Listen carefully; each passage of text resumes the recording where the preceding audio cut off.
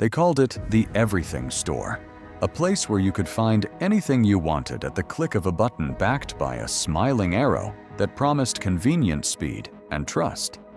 But behind that cheerful logo and the promise of 2-day shipping lies a machine so vast and relentless that even its own workers describe it as a modern-day sweatshop. One powered not by steam and steel, but by algorithms and relentless surveillance. From the outside, Amazon is the ultimate American success story. A garage startup that grew into a trillion-dollar empire, revolutionizing how the world shops.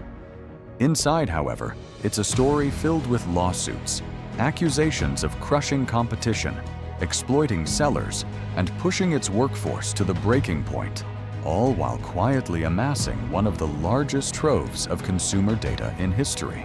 Governments have launched investigations, whistleblowers have stepped forward, and documents have leaked, revealing a side of Amazon that doesn't fit the polished corporate image. Yet somehow, the company keeps growing its power, reaching into nearly every corner of modern life. So the question is, how far can Amazon go before it finally crosses a line it can't step back?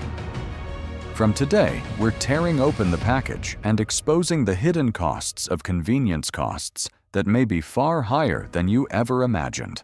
Amazon's story begins in 1994, when Jeff Bezos, then a Wall Street executive with a knack for spotting trends, stumbled across a statistic that would change his life. Internet usage was growing at an astonishing 300% per year.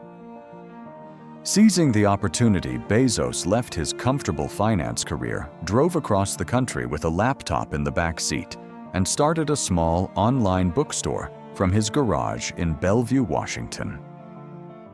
In the early days, Amazon wasn't yet the global behemoth.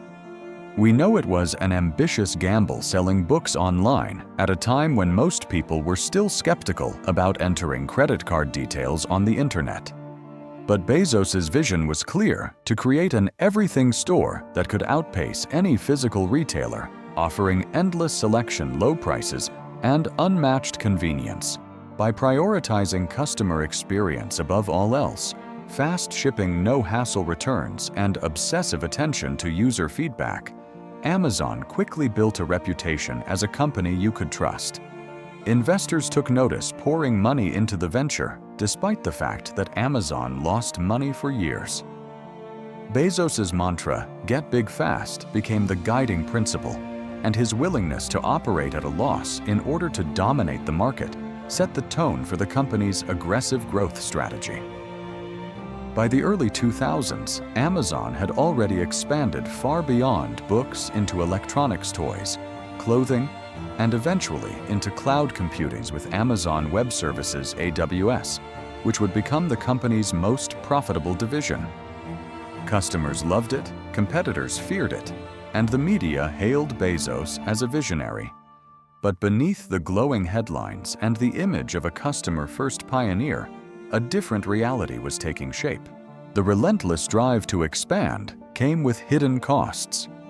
Ones paid not by shareholders or executives, but by warehouse workers racing against impossible quotas, by small businesses pushed to the margins, and by a retail landscape increasingly tilted in Amazon's favor. In this carefully crafted image of a benevolent giant lay the seeds of the very scandals that would one day dominate headlines. Amazon wasn't just building an empire, it was setting the stage for a corporate power unlike anything the world had ever seen, one that would eventually face accusations ranging from labor abuses to antitrust violations. And while the company publicly celebrated its culture of innovation and disruption behind closed doors, some of its earliest practices hinted at the cutthroat tactics it would later be accused of perfecting. The foundation had been laid, and the empire was rising, but so too were the cracks in its facade. If Amazon's rise was built on the promise of delivering anything to anyone, anywhere, then its engine was the massive network of warehouses known as fulfillment centers that sprawled across the United States and beyond. These centers, often the size of multiple football fields, were hailed by the company as marvels of efficiency, powered by cutting-edge robotics and meticulously engineered logistics. But behind the glossy promotional videos and corporate tours, workers began to tell a very different story. Employees spoke of a culture where every second of their day was tracked, measured, and judged by algorithms. Every movement, from the number of items picked per hour to the time spent walking between shelves, was recorded, and failing to meet productivity quotas could mean a warning or even termination. Bathroom breaks were timed, and some workers claimed they avoided drinking water to keep up with the relentless pace. Others described the physical toll, constant lifting, bending, and walking miles each shift, often leading to injuries that went unreported or were dismissed by supervisors. Investigative reports painted scenes of workers collapsing from heat exhaustion during summer months, with ambulances stationed outside warehouses during peak holiday seasons. The pressure intensified during Prime Day and the holiday rush, when quotas skyrocketed and the margin for error disappeared.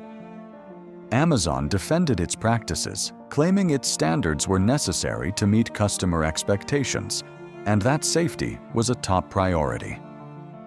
Yet internal documents and whistleblower accounts suggested a different reality. Injury rates in some facilities were higher than the industry average, and efforts to speed up operations often came at the expense of worker well-being. Critics argued that the company's obsession with efficiency transformed human beings into little more than extensions of the machines they worked alongside.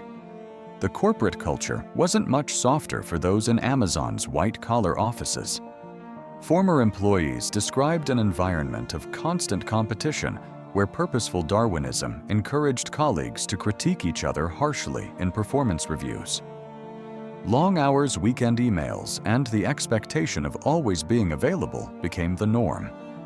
Those who couldn't keep up were quickly pushed out, while others burned out entirely. One former manager summed it up bluntly: "It's a place where you either thrive on pressure or it breaks you." This aggressive approach to productivity was, in Bezos's mind, the key to maintaining Amazon's competitive edge. But to labor advocates, it was proof of systemic exploitation. The tension came to a head in various countries, where workers began to organize strikes and protests. In Europe, warehouse staff. In Germany, Spain, and France staged walkouts demanding better pay and conditions. In the United States, unionization efforts gained traction despite fierce resistance from the company. Amazon spent millions on anti-union campaigns, hiring consultants to monitor employee meetings, and even producing training videos, warning managers about the risks of organized labor. For many, these battles revealed the core contradiction at the heart of Amazon, a company celebrated for innovation and customer obsession, yet accused of treating the very people who made that success possible as disposable. The scandals surrounding labor practices became a rallying point for critics who saw Amazon not as a model of modern capitalism, but as a cautionary tale of what happens when growth is pursued at all costs. And while some customers expressed outrage, others kept clicking "Add to cart," proving perhaps the most uncomfortable truth. Of all that, convenience often outweighs conscience. As Amazon's market share grew, so did the unease among regulators, competitors, and even some of its own partners. What began as a company competing fiercely on price and selection evolved into a force so dominant that many accused it of reshaping the rules of the marketplace in its own favor. Independent sellers, once wooed by Amazon's promise of access to millions of customers, found themselves trapped in a system they could no longer afford to leave. At first, selling on Amazon's platform seemed like a golden ticket for small businesses. The company provided the infrastructure, the payment processing, and the audience. But as the years went on, fees increased, rules became more complex, and the power dynamic shifted. Sellers claimed that Amazon's algorithms favored its own private label products, often pushing them to the top of search results while demoting or even delisting competing items. There were also allegations that Amazon used third-party seller data to identify profitable products, then produced its own cheaper versions, undercutting the very businesses that helped fill its virtual shelves. This behavior drew the attention of antitrust regulators around the world. In the European Union, the European Commission launched a formal investigation into whether Amazon had abused its dual role as both a marketplace operator and a competitor to its sellers. In the United States, the Federal Trade Commission (FTC) and several state attorneys general began scrutinizing Amazon's market practices, exploring whether its dominance stifled competition and hurt consumers in the long run. The accusations went beyond product placement. Some sellers described being pressured into using Amazon's expensive fulfillment services in order to remain competitive, with the implicit threat that refusing could mean losing visibility or access to certain promotional tools. Others alleged that the company would suddenly suspend their accounts without clear explanation, wiping out their income overnight. In India, a Reuters investigation uncovered internal documents suggesting that Amazon had deliberately circumvented local laws meant to protect small retailers using complex corporate structures to maintain control over key sellers and products. These revelations fueled protests by trade associations who accused the company of driving traditional shops out of business through predatory pricing and preferential treatment of select partners. Amazon, for its part, denied wrongdoing, insisting that its policies were designed to benefit both customers and sellers, and that any advantage it gained was simply the result of fair competition. But critics argued that this was precisely the problem when one company controls the platform: the data, the logistics, and the rules. The idea of fair competition becomes meaningless. The marketplace, they said, was no longer a level playing field. It was one where Amazon was both the referee and the star player. Lawsuits, congressional hearings, and investigative reports kept the pressure on, yet the company's growth barely slowed. Even as it faced billions in potential fines and legal costs, Amazon's share price continued to climb, a testament to both investor confidence and the company's deep entrenchment in everyday life. These antitrust battles weren't just about Amazon's size, they were about its power to decide who gets to compete at all. For small businesses, the stakes were existential. For consumers, the risk was a future where choice is an illusion, and one company decides what we buy, how we buy it, and how much we pay. And for Amazon, the question became whether its relentless pursuit of dominance had finally drawn a line regulators were willing to defend.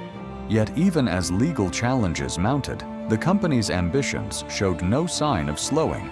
If anything, the fight seemed to harden its resolve.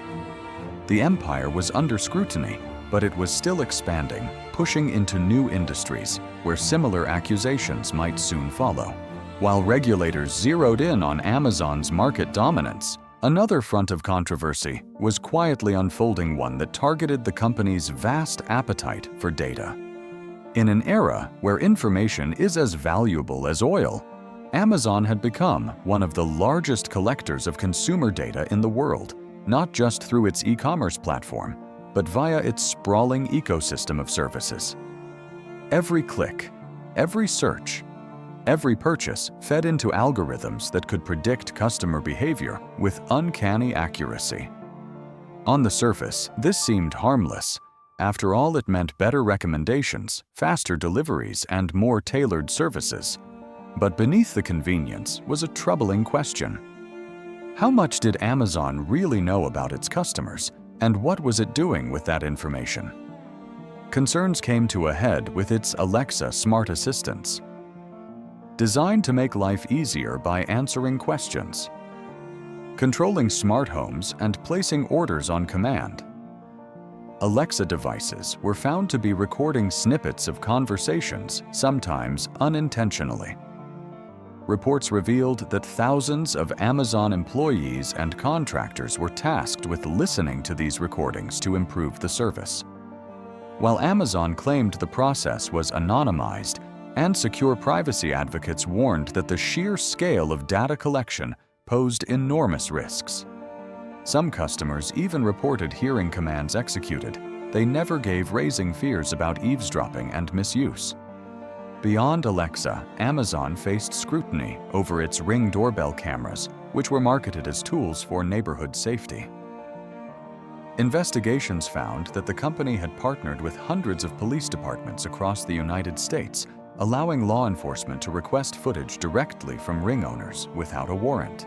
Civil liberties groups warned that this created a sprawling, privately owned surveillance network, one largely outside public oversight. Then there were the allegations that Amazon Web Services, the cloud division powering much of the internet, was hosting sensitive government and corporate data with vulnerabilities that could be exploited by hackers. Although no catastrophic breach had been tied directly to AWS, the potential scale of damage was enough to keep security experts on edge. In Europe, regulators fined Amazon hundreds of millions of euros for alleged violations of data protection laws, accusing the company of using personal data for targeted advertising without proper consent. In the United States, class action lawsuits were filed over biometric data collection, particularly in states with strict privacy laws. Critics argued that Amazon's relentless push to integrate itself into every facet of daily life shopping, entertainment, security, and even healthcare wasn't just about selling products. It was about owning the digital map of people's lives. Amazon maintained that it took privacy seriously, implementing encryption, allowing customers to delete stored recordings, and emphasizing that data collection was essential to service improvement. But skeptics saw these measures as half-hearted, noting that most users weren't aware of how much data was being collected or how to opt out. The company's scale meant that even small oversights could impact millions, and the line between convenience and intrusion was becoming dangerously blurred. These privacy scandals struck at something deeper than the labor or antitrust issues. They tapped into a primal fear of being watched. Unlike market dominance, which could be challenged in court, or working conditions, which could be negotiated, data once collected was effectively permanent. And in Amazon's hands, it became both a business tool and a potential instrument of control. The question wasn't just whether Amazon could be trusted. It was whether any entity that powerful should have so much insight into the private lives of so many people. By the time the labor disputes, antitrust lawsuits, and privacy scandals had stacked up, Amazon was no longer just a company. It had become a global lightning rod for debates about the future of capitalism, technology, and corporate ethics. Its influence was felt in virtually every economy it touched, from the small towns in America, where brick-and-mortar stores shuttered, to bustling cities in Europe and Asia, where its delivery vans became as common as taxis. The sheer scale of Amazon's operations meant that any shift in its policies rippled outward, affecting supply chains, retail pricing, labor markets, and even the environmental footprint of global commerce. Critics argued that Amazon's business model encouraged overconsumption, with its rapid delivery system generating mountains of packaging waste and carbon emissions. Environmental groups accused the company of greenwashing its initiatives, pointing out that lofty carbon-neutral pledges were undermined by ever-expanding delivery networks and data centers consuming massive amounts of energy. Socially, Amazon had become a symbol of both aspiration and exploitation. For entrepreneurs, it represented a platform where small ideas could reach global audiences. For activists, it was a cautionary tale of unchecked corporate power. The company's ability to weather scandal after scandal raised questions about consumer complicity. Many customers expressed outrage online over working conditions or privacy breaches, yet few were willing to give up the convenience of one-click shopping and next-day delivery. This paradox fueled accusations that Amazon was too big to boycott. Still, some countries and communities did push back. In France, unions organized coordinated strikes during peak shopping periods, gaining public sympathy. In India, massive street protests erupted over alleged predatory pricing, with local retailers framing the fight as one for cultural and economic survival. In the US, progressive lawmakers called for breaking up the company, while grassroots campaigns urged people to shop local and delete their Amazon accounts. Although these movements dented the company's public image, they barely touched its bottom line. Perhaps most telling was the way Amazon began to influence politics and regulation. With a lobbying budget in the tens of millions, the company actively shaped legislation on everything from taxation to labor rights. Some saw this as a natural consequence of its size. Others saw it as a dangerous erosion of democratic control. The debate reached a fever pitch when Amazon attempted to build a second headquarters HQ2 in New York City. The project promised jobs and investment, but was met with fierce opposition from residents and local politicians concerned about gentrification, corporate subsidies, and the company's track record with workers.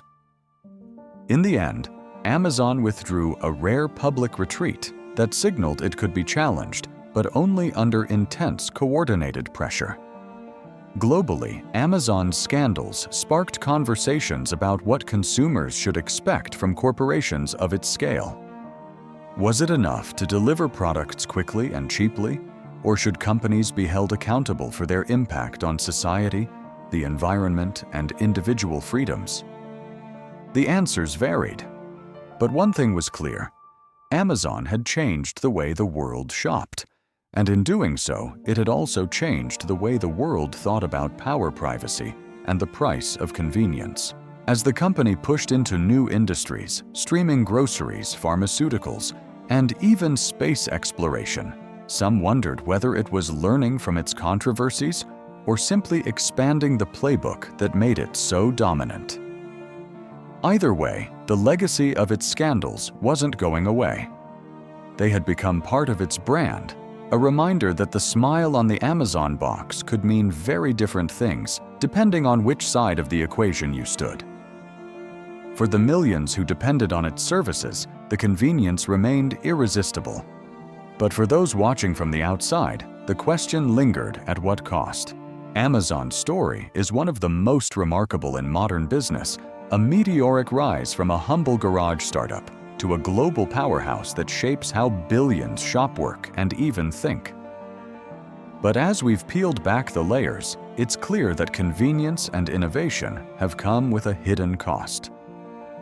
Behind the rapid deliveries, the low prices, and the endless selection lies a trail of controversies, labor disputes that pushed workers to the breaking point, antitrust battles that questioned the fairness of the marketplace privacy scandals that exposed just how much the company knows about our lives, and a global influence that raises uncomfortable questions about power and accountability. What makes Amazon's case so unique is not just the scale of these issues, but the resilience with which the company survives them. Each scandal sparks outrage, yet the machine keeps running fueled, in part by the very customers who criticize it. It's a paradox that speaks to our time. We demand ethics from corporations, but we rarely sacrifice the convenience they offer. As Amazon expands into new industries, from groceries to healthcare to space, the stakes only get higher. The question is no longer just whether the company can be trusted, but whether we as a society are willing to hold it to a higher standard. Because if one corporation can touch almost every aspect of modern life, then its values, decisions, and mistakes affect us all. So the next time you click Buy Now, ask yourself, is this just a transaction, or is it a vote for the kind of world we're building?